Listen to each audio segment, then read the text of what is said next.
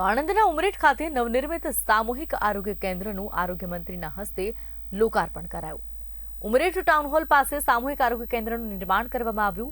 આ નવનિર્મિત સામૂહિક આરોગ્ય કેન્દ્રનું આરોગ્ય મંત્રી ઋષિકેશ પટેલના હસ્તે લોકાર્પણ કરવામાં આવ્યું। આધુનિક સુવિધાઓથી સજ્જ એવા સામૂહિક આરોગ્ય કેન્દ્ર દ્વારા ઉમરેઠ નગર તથા તાલુકાની જનતાને આરોગ્યલક્ષી સેવાઓ પૂરી પાડવામાં આવશે। આ નવનિર્મિત સામૂહિક આરોગ્ય કેન્દ્ર તથા કર્મચારીઓની આરોગ્ય મંત્રી ઋષિકેશ પટેલ તથા કાર્યક્રમમાં ઉપસ્થિત રહેલ મહાનુભાવોએ મુલાકાત લીધી હતી।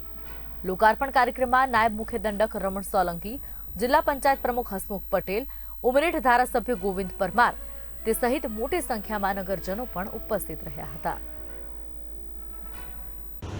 2001થી જ્યારથી આદરણીય નરેન્દ્રભાઈ મોદી સાહેબ અહીંયા મુખ્યમંત્રી હતા ત્યારથી ગુજરાત અવિરત વિકાસના પંથે છે।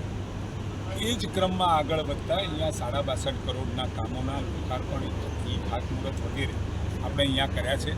આ તો એક કન્ટિન્યુઅસ પ્રોસેસના ભાગ સ્વરૂપે એ ભારતીય જનતા પાર્ટી સ્વીકારેલી વાત છે કે અમે દરેક જગ્યાએ નાની મોટી જ્યાં પણ કોઈ સુવિધાઓ પૂરી પાડવાની હોય એ પૂરી પાડવાની કટિબદ્ધતા ભૂપેન્દ્રભાઈની સરકાર પણ એ જ શ્રેણીમાં જે ચીલો ચાતર્યો છે વિકાસનો નરેન્દ્રભાઈએ એના ઉપર જ અમે ચાલી રહ્યા છીએ।